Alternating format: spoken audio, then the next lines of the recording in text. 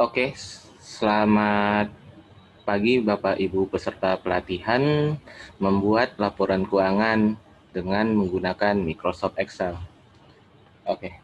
Nah, sebelum kita membuat laporan keuangan menggunakan Microsoft Excel, terlebih dahulu kita harus tahu apa itu definisi laporan keuangan. Nah, yang pertama, ada beberapa ahli. Yang pertama itu menurut Kashmir. Financial statement adalah suatu laporan yang menunjukkan kondisi keuangan perusahaan saat ini atau periode berikutnya. Yang kedua, menurut Munawir Sajali, pengertian laporan keuangan adalah proses akuntansi yang dapat digunakan sebagai alat untuk mengkomunikasikan data keuangan. Yang ketiga, menurut M. Sadeli, pengertian laporan keuangan adalah hasil dari proses akuntansi dan informasi historis atau informasi masa lalu yang di dalamnya terdapat proses identifikasi, pengukuran, dan laporan informasi ekonomi sebagai bahan pertimbangan dalam mengambil keputusan yang tepat. Jadi informasi-informasi masa lalu, informasi historis itu sudah teridentifikasi, sudah diukur sehingga jadilah laporan-laporan yang berisi informasi ekonomi. Nah, laporan informasi keuangan tersebut, laporan informasi ekonomi tersebutlah yang digunakan sebagai bahan pertimbangan apa yang akan kita lakukan di masa depan sehingga keputusan yang kita ambil bisa tepat dan sesuai sasaran. Yang keempat, menurut Sofyan S. Harahap, pengertian laporan keuangan adalah suatu laporan yang menggambarkan kondisi keuangan dan hasil usaha suatu perusahaan pada jangka waktu tertentu atau periode tertentu. Maksudnya apa? Laporan keuangan itu adalah gambaran situasi-situasi tentang aset maupun kewajiban yang terjadi di perusahaan tersebut. Contohnya, di laporan posisi keuangan atau neraca itu terdiri dari kas, piutang, utang jangka panjang, utang jangka pendek, dan sebagainya, serta ekuitas juga. Nah, untuk itu kita harus tahu kasnya berapakah yang tersisa, terus persediaannya apa saja, piutang-piutangnya kepada PTA, PTB, PTC berapa aja, dan modalnya dia berapa. Jadi kita dapat gambaran apakah kasnya berlebihan, apakah ekuitasnya modalnya itu nggak berputar, tidak berpakai, nggak terpakai, dan apakah kewajibannya terlalu banyak atau terlalu sedikit supaya maaf kewajibannya itu terlalu banyak sehingga utangnya terlalu banyak sehingga tidak efisien untuk mendapatkan laba, malah dia mengalami kerugian karena harus membayar utang atau bunga yang terlalu besar. Yang terakhir, menurut SAK atau Standar Akuntansi Keuangan. Laporan keuangan adalah bagian dari proses pelaporan keuangan yang lengkap, meliputi neraca, laporan laba rugi, laporan perubahan posisi keuangan, dalam kurung itu arus kas, arus dana, catatan, dan laporan lain, serta materi penjelasan yang merupakan bagian integral darinya. Jadi, menurut SAK, Standar Akuntansi Keuangan atau IFRS, International Financial Statement Report, nah itu terdiri dari neraca, laporan laba rugi, laporan perubahan posisi keuangan, dan sebagainya. Selanjutnya, setelah kita ketahui apa itu definisi laporan keuangan, kita lanjut ke tujuan laporan keuangan. Tujuan laporan keuangan antara lain untuk membantu perusahaan dalam proses pengambilan keputusan. Informasi mengenai kondisi keuangan perusahaan dapat membantu suatu perusahaan sebagai bahan evaluasi dan perbandingan dampak keuangan yang terjadi akibat dari suatu keputusan ekonomi. Jadi, laporan keuangan yang sudah jadi itu digunakan untuk proses dalam pengambilan keputusan. Jadi kita membandingkan dampak-dampaknya yang terjadi akibat keputusan yang kita ambil tersebut, khususnya keputusan di bidang ekonomi. Yang kedua, untuk membantu perusahaan dalam menilai dan memprediksi pertumbuhan bisnis di masa depan. Dengan adanya informasi keuangan, maka suatu perusahaan dapat menilai bagaimana kondisi perusahaan di masa sekarang dan meramalkan kondisi perusahaan di masa mendatang. Sebelum kita mengambil keputusan, melakukan proses pengambilan keputusan, nah, itu laporan keuangan itu kita harus nilai dulu, harus kita prediksi dulu dampaknya di masa depan. Jadi kita telaah dulu apakah perusahaan itu mengalami kerugian atau mengalami laba. Sehingga kalau misalnya dia mengalami laba, bagaimana kita meningkatkan supaya labanya lebih efisien di masa mendatang. Kita prediksi apa yang akan kita tingkatkan, apa yang akan kita kurangi, biayanya kita kurangi, terus marketingnya untuk penjualannya kita tingkatkan supaya labanya meningkat. Nah, misalnya kalau rugi, kita prediksi apakah itu di masa depan dia masih akan rugikah atau dia bisa ruginya kita perbaiki. Nah, yang terakhir untuk menilai aktivitas pendanaan dan operasional perusahaan. Informasi mengenai kondisi keuangan juga dapat membantu suatu perusahaan dalam menilai aktivitas investasi dan kemampuan operasional perusahaan tersebut pada satu periode tertentu. Dari tadi kita lihat, kita dengar satu periode tertentu. Nah, periode di dalam laporan keuangan itu bisa berbagai macam, tergantung perusahaannya. Bisa 1 bulan, 1 kuartal, 1 semester, maupun 1 tahun. Tapi biasanya yang dibuat dalam perusahaan-perusahaan itu biasanya per tahun. Sehingga satu periode itu adalah 1 tahun. Nah, tujuan laporan keuangan dibuat adalah menilai aktivitas pendanaan. Pendanaan ini adalah aktivitas perolehan dana dari pihak ketiga dan operasional perusahaan. Berarti setelah kondisi keuangan kita buat menjadi laporan keuangan, kita nilai dulu apakah ada di dalamnya pendanaannya, apakah ada investasinya, dan apakah ada operasionalnya. Sehingga kita naik ke atas untuk memprediksi pertumbuhan bisnis di masa depan. Kita buat planning A, planning B, planning C. Jadi apa aja planning-planning yang kita buat. Sehingga setelah kita buat planning, kita naik ke atas lagi, kita ambil keputusannya. Planning A kah yang kita jalanin, planning B atau planning C yang akan kita jalanin.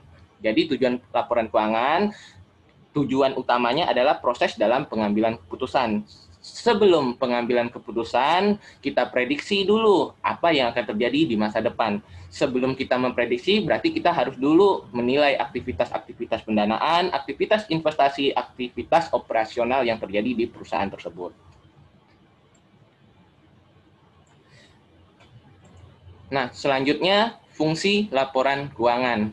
Yang pertama, sebagai bahan review. Financial statement dapat memberikan data atau informasi yang komprehensif tentang posisi keuangan perusahaan. Hal ini bisa menjadi ulasan mengenai kondisi perusahaan secara menyeluruh, khususnya kondisi keuangan, aset, utang, biaya, operasional, dan lain-lain. Seperti yang saya bilang tadi, tujuan laporan keuangan. Nah, kalau fungsinya sebagai bahan review, berarti kita review, kita nilai apa yang terjadi tentang asetnya, apakah utangnya terlalu banyak, utangnya terlalu kecil, biaya operasionalnya apakah efisien atau terlalu boros, dan akun-akun lain-lainnya.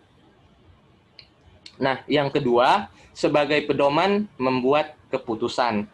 Salah satu fungsi penting dibuatnya laporan mengenai kondisi keuangan perusahaan adalah sebagai bahan pertimbangan dalam mengambil keputusan penting bagi perusahaan. Nah, berarti setelah kita review tadi, bahan review tadi berarti kita ambil sebagai pedoman untuk membuat keputusan. Nah, yang ketiga, menciptakan strategi baru. Nah, ini ya, tadi saya sebutin untuk planning-planningnya.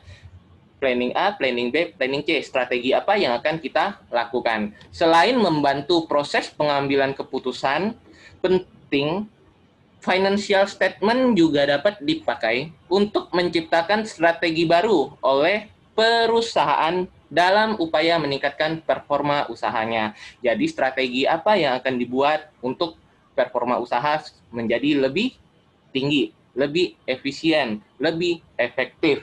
Nah, yang keempat, meningkatkan kredibilitas perusahaan. Perusahaan yang membuat financial statement menunjukkan bahwa perusahaan tersebut telah menerapkan suatu sistem perekapan data yang terpercaya, akurat, dan tidak sembarangan dalam mengambil keputusan. Para pemegang saham tentu lebih percaya menginvestasikan uang mereka kepada perusahaan yang dipercaya dan memiliki kredibilitas yang baik. Nah, untuk membuat laporan keuangan itu tidak serta-merta kita ujuk-ujuk langsung buat. Jadi, tidak. Itu kita harus lihat dulu transaksi-transaksinya di masa lalu, apakah benar terjadi atau tidak. Sehingga harus ada perekapan data yang terpercaya. Data itu juga akurat. Dan karena data yang terpercaya dan akurat, sehingga kita tidak akan sembarangan dalam mengambil keputusan. Sehingga keputusan yang kita ambil otomatis bisa tepat. Jadi, biarpun keputusan kita tepat, tapi kalau situasi kondisinya berubah, makanya ada strategi. Strateginya, planningnya, planning A, planning B, planning C. Jika situasi berubah, planning A yang kita jalanin, kita bisa beralih di planning B maupun planning C. Oke, selanjutnya jenis-jenis laporan keuangan. Yang pertama adalah laporan laba rugi. Laporan laba rugi adalah suatu laporan yang menjelaskan tentang kinerja keuangan suatu entitas bisnis dalam satu periode akuntansi. Di dalam laporan ini terdapat informasi mengenai unsur-unsur pendapatan dan beban perusahaan, sehingga diketahui laba atau rugi bersih. Nah, di dalam laporan laba rugi, Bapak Ibu, itu hanya ada isinya pendapatan dan beban. Pendapatan dan beban. Nah, pendapatan dikurangi beban-beban, maka didapatlah laba maupun rugi. Yang kedua, laporan perubahan modal atau ekuitas. Laporan perubahan modal adalah jenis laporan yang di dalamnya terdapat informasi tentang perubahan modal atau ekuitas perusahaan pada periode tertentu. Laporan ini dapat memberikan informasi seberapa besar terjadi perubahan modal dan apa saja yang menyebabkan terjadinya perubahan tersebut. Jadi, modal itu di dalam akuntansi namanya ekuitas. Sehingga di laporan perubahan modal atau ekuitas isinya adalah modal-modal tersebut, apakah ada modal disetor, apakah ada pembagian dividen, dan apakah ada laba atau laba ditahan pada periode yang berjalan. Yang ketiga adalah laporan posisi keuangan. Nah, laporan posisi keuangan ini juga sering disebut dengan laporan neraca. Laporan neraca adalah laporan yang menjelaskan informasi kondisi keuangan suatu entitas bisnis pada tanggal tertentu. Dari laporan ini kita dapat mengetahui berapa jumlah aktiva, harta atau aset, kewajiban atau utang, dan ekuitas perusahaan. Nah, aktiva ini adalah harta maupun aset yang kita miliki. Kewajiban adalah utang kita kepada orang lain. Dan ekuitas adalah modal atau dana dari pihak ketiga maupun pemilik. Yang keempat, laporan arus kas. Laporan arus kas adalah financial statement suatu entitas bisnis yang dipakai untuk menunjukkan aliran masuk dan keluar kas perusahaan pada suatu periode akuntansi. Jadi laporan arus kas adalah kas yang benar-benar masuk atau saldo bank yang masuk dan saldo bank yang keluar atau kas yang keluar dan masuk pada periode berjalan atau periode akuntansi, periode pelaporan keuangan tersebut. Nah, laporan arus kas ini menjadi alat pertanggungjawaban cash flow selama periode pelaporan. Jadi, kemana aja itu kas itu? Kas itu masuk dan kas itu keluar kemana-kemana aja. Nah, yang terakhir adalah catatan atas laporan keuangan.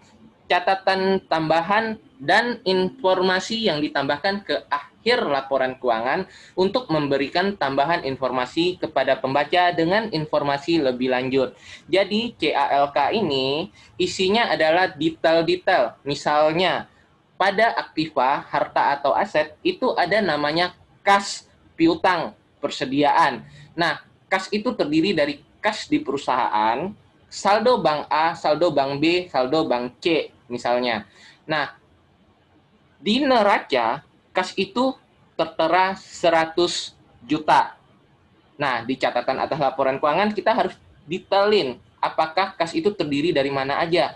Kas di perusahaan 10 juta, di bank A 50 juta, di bank B 20 juta, di bank C 15 juta, di bank D 5 juta. Sehingga totalnya yang 100 juta itu terdiri dari kas perusahaan, bank A, bank B, bank C, dan bank D. Jadi ini adalah rincian atau keterangan-keterangan yang ada di laporan sisi keuangan, di laporan arus kas, maupun di laporan laba rugi.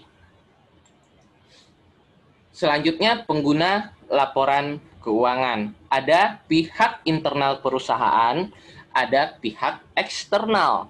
Pihak eksternal perusahaan itu terdiri dari staf, manajer, direktur, maupun komisaris perusahaan. Baik itu divisi finance maupun non-finance.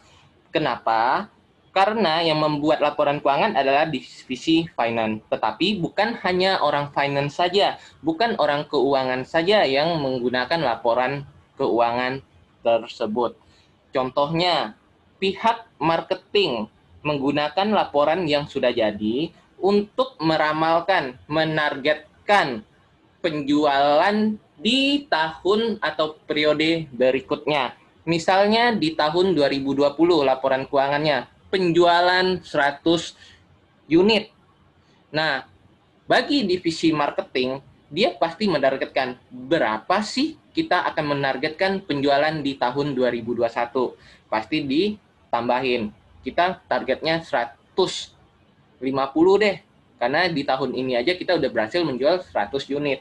Sehingga di tahun 2021 kita akan menargetkan 150 unit. Nah, untuk divisi marketing demikian. Untuk divisi produksi, orang marketing udah menetapkan akan menargetkan penjualan 150 unit. Sehingga divisi produksi yang di pabrik pasti juga berkoordinasi dengan marketing. Sehingga orang pabrik berapa yang akan dia produksi. Orang marketing bilang akan menjual 150 unit. Berarti divisi produksi akan menentukan 150 sampai 160 unit yang akan mereka produksi. Karena yang akan dijual 150 unit. Sehingga kalau mereka pas-pasan memproduksi 150 unit, bisa jadi akan ada ketidaksesuaian. Karena nanti ada produksi yang gagal, ada produksi yang cacat, sehingga tidak memenuhi target dari marketing. Jadi masing-masing pihak internal perusahaan itu berkoordinasi. Nah, yang kedua pihak eksternal, investor, kreditur, pemasok, dan pemerintah. Investor gunanya apa sih? Laporan keuangan investor itu gunanya untuk investor. Kita lihat dulu, investor ini itu adalah orang yang menginvestasikan uangnya kepada kita. Berarti kalau laporan keuangan kita bagus, akurat, investor jadi percaya dong, supaya mereka aman, ada rasa aman menetapkan atau menitipkan investasi di perusahaan kita. Nah, kalau kreditur itu adalah seperti bank atau yang memberikan kita pinjaman. Kenapa? Mereka pasti akan percaya dengan laporan keuangan yang akurat. Sehingga mereka akan berani dan ada juga rasa aman untuk meminjamkan uang, meminjamkan modal kepada perusahaan yang laporan keuangannya akurat. Jadi tidak ada istilah itu gagal bayar atau kredit macet. Pemasok atau rekanan, ini adalah orang yang memberikan bahan baku kepada kita. Rekanan kita bisa dari bahan baku, bagian produksi, bagian relasi-relasi kita, perusahaan relasi kita. Nah, itu gunanya apa? Mereka juga sama, akan ada rasa kepercayaan untuk bekerja sama ke kita. Jadi saat kita berutang kepada mereka dengan termin ataupun pembayaran, jadi yang pemasok atau rekanan bisnis percaya akan meminjamkan uang kepada kita. Jadi boleh deh nanti bayarnya saya kirimin barang dulu, tapi bayarnya nanti bulan depan, tidak masalah. Jadi mereka ada rasa kepercayaan. Nah, pemerintah juga demikian. Ini khususnya bagi perusahaan yang ada di Bursa Efek atau di OJK, Bursa Efek yang terdaftar di BEJ, BEI sama. Nah, selanjutnya siklus akuntansi. Ada namanya identifikasi peristiwa dan pencatatan transaksi. Pencatatan transaksi akan kita sebut dengan jurnal. Lihat peristiwa yang akan kita jurnal itu, tidak semua peristiwa yang terjadi bisa kita jurnal. Peristiwa yang terjadi yang bisa kita jurnal hanya peristiwa yang di dalamnya terdapat nilai transaksi atau ada pengeluaran uang maupun penerimaan uang, atau tidak keluarin duit tapi kita sudah mengakui itu sebagai pendapatan maupun beban. Contohnya, tanggal 26 September 2020, perusahaan mengumumkan akan membayar dividen sebesar 100 juta pada tanggal 1 Oktober 2020. Nah, tanggal 26 September berarti kita tidak bisa jurnal karena itu hanya ada pengumuman, sedangkan kita bayarnya di tanggal 1 Oktober. Sehingga di tanggal 1 Oktober kita akan jurnal dividen pada cash. Karena di situ sudah terjadi peristiwa transaksi yang ada nominalnya. Setelah kita jurnal, otomatis pemindah bukuan, namanya posting. Setelah posting, barulah jadi neraca saldo. Neraca saldo hingga jadi laporan keuangan, inilah yang dinamakan dengan kertas kerja. Di dalam kertas kerja ada namanya jurnal penyesuaian, jurnal penutup, jurnal pembalik. Bedanya apa saja nanti akan kita jelaskan. Di sini ada namanya persamaan dasar akuntansi. Aktiva sama dengan kewajiban ditambah ekuitas. Aktiva itu terdiri dari apa saja? Ada aset lancar maupun aset tidak lancar. Aset lancar contohnya apa? Aset lancar itu adalah kas, piutang, maupun harta-harta kita yang masa pakainya di bawah 1 tahun. Karena periode akuntansi itu umumnya adalah 1 tahun. Nah, aset tidak lancar adalah aset jangka panjang, aset tidak tetap, yang masa pakainya lebih dari 1 tahun. Kalau lebih dari 1 tahun, otomatis ada namanya beban penyusutan dan akumulasi penyusutan. Contohnya apa? Contohnya adalah seperti mesin pabrik, bangunan, tanah, dan sebagainya. Kewajiban. Kewajiban isinya adalah hutang lancar maupun hutang jangka panjang. Hutang lancar juga bisa disebut dengan hutang jangka pendek. Sama pengertiannya, kalau hutang lancar adalah hutang yang jatuh temponya kurang dari 1 tahun. Sedangkan hutang jangka panjang adalah hutang yang jatuh temponya lebih dari 1 tahun. Terus, ekuitas. Ekuitas isinya apa saja? Modal kita, modal disetor, saldo laba, dan dividen. Persamaan dasar akuntansi. Aktiva sama dengan kewajiban plus ekuitas. Jika aktiva bertambah, jurnalnya di debit. Harta kita bertambah, berarti di debit. Harta kita berkurang, itu di kredit.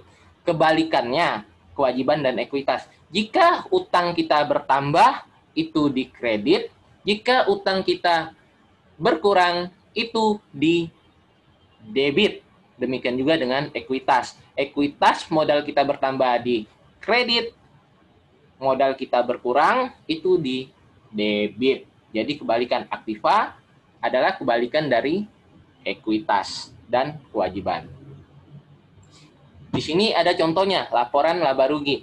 Isinya pendapatan dan beban-beban. Seperti yang saya udah bilang, ada pendapatan, dikurangin harga pokok penjualan. Harga pokok penjualan ini adalah beban-beban pokok penjualan. Sama dengan beban, biaya juga beban. Jadi seperti ini tampilannya Bapak Ibu. Nah, di sini laporan laba rugi. Oke. Nah, selanjutnya laporan arus kas. Nah, di laporan arus kas ada 3 kriterianya. Operasional, investasi, dan pendanaan. Kalau operasional, ini adalah kegiatan jual beli barang maupun jasa yang dilakukan oleh perusahaan. Jadi fokusnya untuk operasional adalah kegiatan jual beli barang maupun jasa. Bisa dilihat penjualan-penjualan, retur penjualan, kenaikan-kenaikan piutang usaha, utang-utang PPN, utang-utang pajak. Jelas ya, Bapak Ibu? Oke. Selanjutnya, arus kas investasi. Nah, kalau investasi adalah kegiatan kita jual beli aset jangka panjang. Jadi, kalau dari investasi, ada namanya kas masuk dan kas keluar. Kas masuk adalah kita menjual aset kita, aset jangka panjang kita. Kita jual kendaraan, kita jual peralatan, kita jual mesin pabrik, kita jual saham yang kita beli dari orang lain. Bukan kita yang nerbitin ya, saham yang kita beli dari orang lain. Kita bisa jual beli.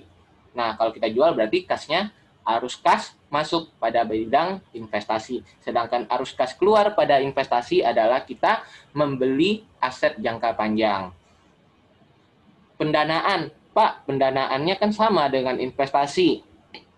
Nah, bedanya pendanaan dengan investasi, kalau pendanaan itu uangnya dari pihak ketiga dan digunakan untuk membayar pihak ketiga. Contohnya apa? Dari investor, penanam saham, ada arus kas masuk. Arus kas masuk berarti kita nerima uang, modal. Bisa kita dari pinjaman bank, dari investor, maupun yang lain-lainnya. Kalau kas keluar, berarti kita bayar dividen untuk ke investor. Kita bayar bunga bank untuk ke bank. Makanya uangnya dari pihak ketiga, kita gunakan bayar untuk pihak ketiga nanti. Karena itu bukan uang kita, pendanaan. Jadi sama-sama aset jangka panjang. Kalau di investor berarti kita yang nerbitin saham, investor membeli saham kita. Nah, selanjutnya laporan perubahan modal.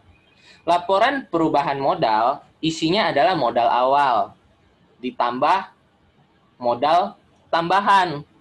Nah, terus ada saldo laba ditahan periode bulan lalu. Saldo laba ditahan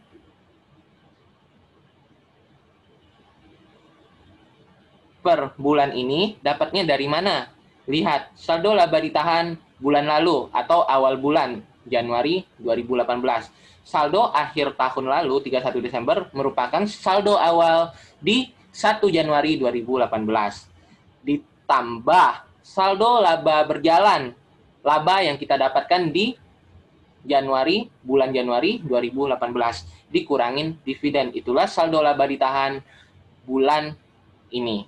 Sehingga modal akhir adalah modal awal ditambah modal tambahan ditambah saldo laba ditahan bulan ini. Sehingga modal akhirnya dapatnya sekian, 1.663 jutaan. Selanjutnya adalah laporan neraca. Seperti yang sudah disebutin tadi, laporan neraca isinya adalah aset-aset lancar yang pemakaiannya cepat, kurang dari 1 periode akuntansi, kurang dari 1 tahun. Dan aset tidak lancar atau aset tetap. Contohnya bangunan, kendaraan, peralatan, dan pastinya ada namanya akumulasi penyusutan. Selanjutnya kewajiban lancar dan kewajiban jangka panjang, serta ekuitas. Nah, ini tampilannya. Nah, tampilan neraca yang tadi itu adalah secara vertikal. Nah, ini ada dual mode. kiri dan kanan. Bebas tampilan neraca atau laporan posisi keuangan itu bebas. Nah, Bapak Ibu bisa lihat, ada namanya gedung, dia di debit. Yang sebelah kiri adalah aktiva atau aset atau harta, sebelah kanan adalah pasiva, kewajiban ditambah modal. Utang ditambah modal. Nah, di aktiva ini saldonya Bapak Ibu lihat, ada namanya akumulasi depresiasi gedung, 3.375.000. Nah, gedungnya harganya 60 juta. Ini kenapa dikurung ya, Pak? Ini artinya terkredit, tapi posisinya di aktiva, di saldo positif.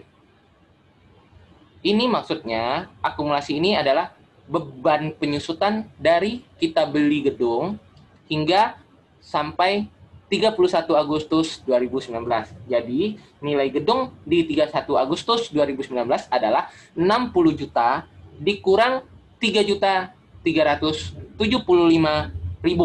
Sehingga nilai gedung saat ini adalah 56 jutaan. Sehingga kalau kita jual gedung itu seharga 65 juta, berarti kita ada untung sekitar 9 jutaan. Kalau kita jualnya 50 juta, berarti kita rugi 6 jutaan. Itu maksudnya. Nah, peralatan juga demikian. Ada beban penyusutan dari awal hingga 31 Agustus senilai 2.125.000. Nah, ini untuk summary. Nah, untuk yang summary, kita akan lanjutkan di sesi yang kedua. Oke, terima kasih ya Bapak Ibu.